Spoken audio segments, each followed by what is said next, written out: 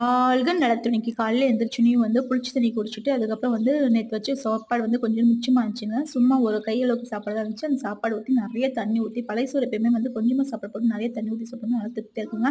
இதுக்கு தொட்டுக்க பார்த்தீங்கன்னா, தக்காளி தொக்கு தாங்க வதக்கியிருந்தேன். ஸோ தக்காளி தொக்கும், பழைய சாதமும் செம்ம காம்பினேஷனா இருக்கும். நீங்க ஒரு தடவ ட்ரை பண்ணி பாருங்க.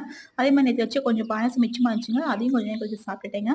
மத்தியானம் பார்த்தீங்கன்னா, சிம்பிளா தக்காளி கலவ சாதம் தாங்க. சும்மா வதக்கி எதுவுமே போடாம வெங்காயம், தக்காளி, வரமிளகா மட்டும் போட்டு கொஞ்சம் சீரகம், சோம்பு போட்டு வதக்கி அப்படியே சாப்பாட வெள்ள சாப்பாட போட்டு பெரட்டி சாப்பிட்டீங்கன்னா, அவ்ளோ தெய்வாமிர்தமா இருக்குங்க. இதுக்கான ரெசிபி உங்களுக்கு வேணும்னா சொல்லுங்க. கண்டிப்பா நான் தரேங்க.